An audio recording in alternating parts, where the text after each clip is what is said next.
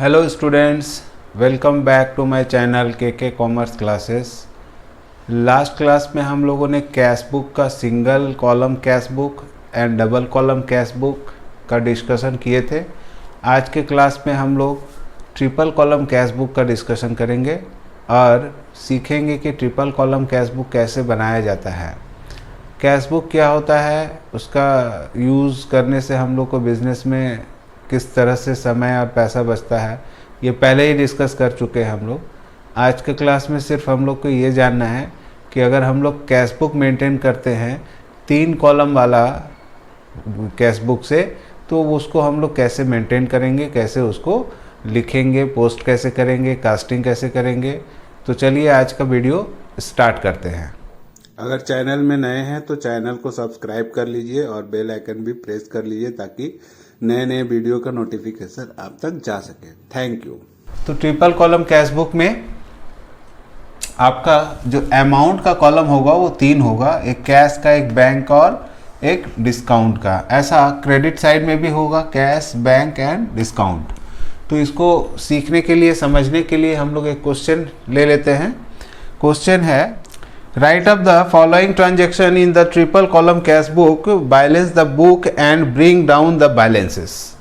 और क्वेश्चन में बोल रहा है कि एक आप ट्रिपल कॉलम कैश बुक बना दीजिए जिसमें आपको बैलेंस निकालना है और जो ट्रांजेक्शन्स है उसका पोस्टिंग करना है।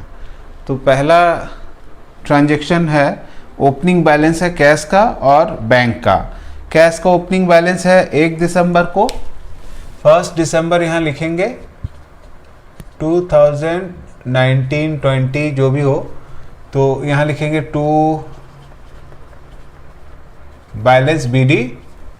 कैश का बैलेंस है 200 और बैंक का है 1200। अब इसको डेबिट साइड में इसलिए लिखे कि इसमें नेगेटिव बैलेंस नहीं है, ओवरड्राफ्ट और बैंक बैलेंस नहीं है। तो कैश क्या होता है, एसेट होता है, और बैंक में जो पैसा होता है वो भी एसेट होता है, जिसके कारण इसको हम लोग डेबिट में पोस्ट किए। 4 अप्रैल को है रिसीव कैश फ्रॉम राम, तो 4 अप्रैल यहाँ लिखेंगे, 4 दिसंबर को लिखेंगे टू राम। कितना कैश रिसीव हुआ है, 95 rupees, allowed him discount 5 rupees. तो कैश रिसीव हुआ है आपका 95 रुपीज़। आप कैश रिसीव किए इसलिए अमाउंट को लिखेंगे कैश कॉलम में, और डिस्काउंट भी मिला है 5 रुपीज़। ओके, तो ऐसे करके 2 ट्रांजेक्शन का पोस्टिंग हम लोगों ने कर लिया है। आपको सिर्फ ये ध्यान रखना है, कैश अगर रिसीव करते हैं तो कैश कॉलम में लिखेंगे, चेक रिसीव करते हैं तो बैंक कॉलम में लिखेंगे। कोई अगर आपको डायरेक्ट बैंक में पैसा जमा कर देता है, डायरेक्ट आपको जो पेमेंट है वो बैंक में पर्सनली वो कस्टमर खुद जाके बैंक में जमा कर देगा, तो आपका वो डेबिट में आएगा और वो बैंक कॉलम में लिखेंगे अमाउंट। ठीक है, कॉन्ट्रा एंट्री के लिए पहले ही हम लोग डिस्कस कर चुके हैं। डबल कॉलम कैश बुक में कॉन्ट्रा एंट्री क्या होता है, ऐसा एंट्री जिसका पोस्टिंग दोनों साइड हमको करना होता है, जैसे cash account debit to bank account, bank account debit to cash account. इसमें ऐसे ट्रांजेक्शन में क्या होता है, कैश डेबिट होता है, बैंक क्रेडिट होता है, या फिर बैंक डेबिट होता है, कैश क्रेडिट होता है। तो उसका कैश का भी लेजर है, बैंक का भी लेजर है, तो दोनों तरफ एंट्री करते हैं। ओके, तो ये सब बात हम लोग पहले भी डिस्कस कर चुके हैं। नेक्स्ट ट्रांजेक्शन है 6 दिसंबर को, परचेज स्टेशनरी फॉर कैश। तो यहाँ पर डेट डालेंगे पहले 6 दिसंबर, लिखेंगे बाय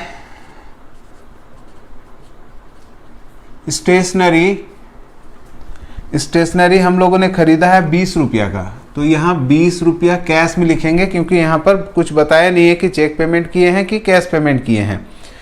तो चलो कैश 20 रुपया कैश से ही पेमेंट किया हुआ माना जाएगा। Rahim settle his account for ₹500 less 5% discount by cheque.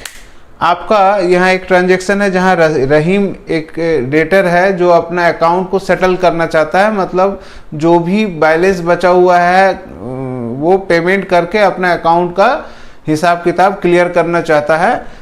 तो वो रहीम से हम लोगों को लेना है 500। तो आप 500 का 5% निकालेंगे, ऐसे डिस्काउंट निकल जाएगा 25 रुपीज़। तो आप 25 रुपीज़ लिख देंगे कहाँ, डिस्काउंट कॉलम में, और 500 माइनस 25 दैट इज 475। तो 475 आपका ये चेक से पेमेंट किया है। आप देखिए, Rahim settle his account for ₹500 less 5% discount by check.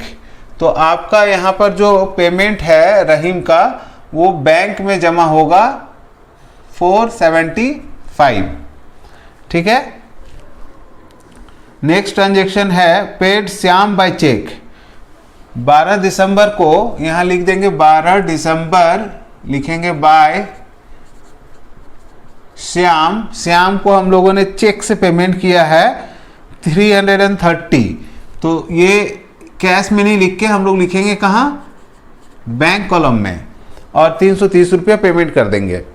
Next transaction है 18 दिसंबर को सन्ड्री एक्सपेंस किए हम लोगों ने 18, यहाँ 18 दिसंबर डालना अपने को, और लिखना है बाय, अच्छा, sundry expense, sundry expenses 30 rupees. तो 18 को आप 30 रुपीज़ कैश से पेमेंट कर देंगे क्योंकि चेक पेमेंट नहीं है।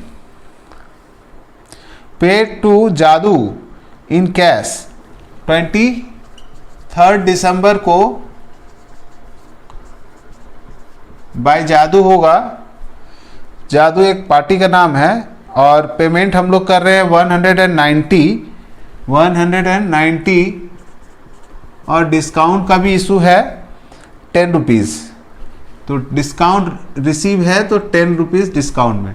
एक चीज़ आप याद रखिएगा, हम यहाँ पर रहीम से जब पेमेंट रिसीव किए थे और कुछ कम पैसा रहीम दिया था, हमको डिस्काउंट दे दिए थे, तो आप ये हमेशा याद रखना, अगर कैश रिसीव हो रहा है तो डिस्काउंट आपका अलाउड होगा, क्योंकि आपने कम पैसा रिसीव किया है तो आपका लॉस होगा। एक तरह से लॉस को हम लोग डेबिट में लिखेंगे। इसी तरह बाय जादू जब हम लिखे 190 रुपीज़ रिसीव पेमेंट किए हैं, तो और 10 रुपीज़ डिस्काउंट हम लोगों ने रिसीव किया। जब हम किसी को कैश देंगे तो डिस्काउंट हम लोग लेंगे, और हम लोग जब कैश रिसीव करेंगे तो डिस्काउंट देंगे। जब हम लोग डिस्काउंट देंगे तो लॉस होगा, लॉस होने के कारण वो डेबिट साइड में लिखाएगा। और जब हम लोग रिसीव करेंगे किसी से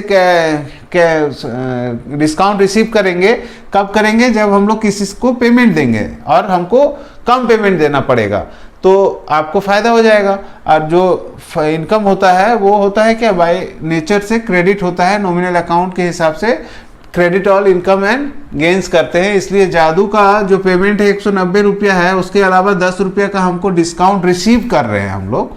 इसलिए जहाँ पर कैश पेमेंट किए थे, डिस्काउंट भी उसी साइड में लिखते हैं। आप ऐसे भी एक इसको याद करके रख सकते हैं कि अगर कैश रिसीव करते हैं तो कैश डेबिट होगा तो डिस्काउंट भी डेबिट होगा, कैश पेमेंट करेंगे तो कैश क्रेडिट होगा तो डिस्काउंट भी क्रेडिट होगा। आप ऐसे करके भी याद करके रख सकते हैं।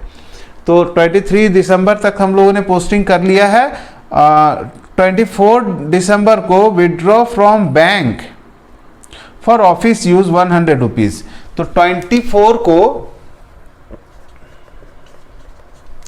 24 को हम लोगों ने बैंक से कुछ पैसा निकाला है ऑफिस यूज के लिए। ये 7 दिसंबर छूट गया था। तो बैंक से पैसा निकालेंगे तो क्या एंट्री होगा, एंट्री होगा कैश अकाउंट डेबिट। तो यहाँ पर लिखेंगे टू बैंक अकाउंट, और कैश आपको रिसीव हो जाएगा 100 रुपीज़। ये एंट्री कॉन्ट्रा होगा, इसलिए कॉन्ट्रा होगा क्योंकि बैंक से जब हम लोग पैसा निकालते हैं तो कैश तो अपना बढ़ जाता है, इंक्रीज कर जाता है, बट बैंक का बैलेंस क्या होता है, डिक्रीज हो जाता है। तो 24 दिसंबर को बाय कैश, ये कॉन्ट्रा एंट्री है, कैश लिखेंगे तो अमाउंट होगा बैंक कॉलम में। ओके, तो ये 24 दिसंबर का एंट्री हो गया। ये कॉन्ट्रा एंट्री था, जहां पर देखें आप कैश रिसीव किए, इसलिए कैश इंक्रीज होने के कारण कैश कॉलम में 100 रुपया इंक्रीज कर गया और बैंक कॉलम में 100 रुपया डिक्रीज हो गया। ओके, 24 हो गया है। 24 के बाद अपना ट्रांजेक्शन है 28 को withdraw from bank for personal use. तो यहाँ 28 दिसंबर हम लोग डालेंगे और लिखेंगे बाय ड्रॉइंग, इसका जनरल एंट्री अगर बात करें तो क्या एंट्री होगा, drawing account debit to bank account, बैंक से हम लोग पर्सनल यूज के लिए पैसा विड्रॉ किए हैं। तो drawing account debit to bank account होने के कारण कैश कॉलम में तो नहीं लिखेंगे, बैंक कॉलम में लिखेंगे 150 रुपीज। ठीक है, ये कॉन्ट्रा एंट्री नहीं होगा क्योंकि सिर्फ आपका कैश निकाले हम लोग बैंक से और वो पर्सनल यूज के लिए प्रोप्राइटर अपना घर ले गया होगा या पर्सनल यूज किया होगा, जिसके कारण फर्म के अंदर कैश नहीं आया, ये कैश चला गया प्रोप्राइटर के पास। तो प्रोप्राइटर को डेबिट किए हम, प्रोप्राइटर को डेबिट नहीं करते हम लोग, ड्रॉइंग अकाउंट डेबिट करते हैं। In the place of proprietor we are use drawing account for accounting treatment. तो ड्रॉइंग लिखें और इसका जो पेमेंट कहाँ से आया था, बैंक से आया था, इसलिए बैंक कॉलम में 150 हो गया। ब्रॉड गुड्स बाय चेक, तो यहां लिखेंगे बाय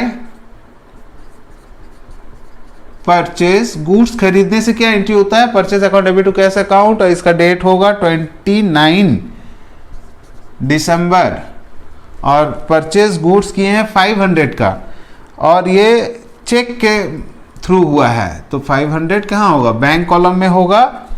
और लास्ट ट्रांजेक्शन है sold goods for cash, last transaction है सोल्ड गुड्स फॉर कैश, 31 दिसंबर को टू सेल करेंगे 200 कैश में।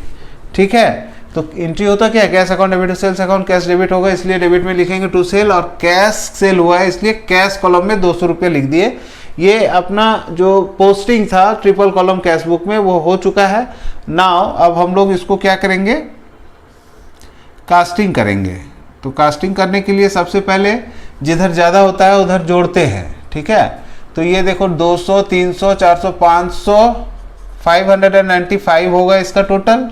तो इधर भी हम लोग को लिखना होगा 595, और इसमें से हम लोग को माइनस करना है 20 rupees plus 30 rupees plus 190 rupees minus 595, तो 355 आपका बैलेंस बचता है, जिसको हम लोग कैसे लिखते हैं, बैलेंस CD।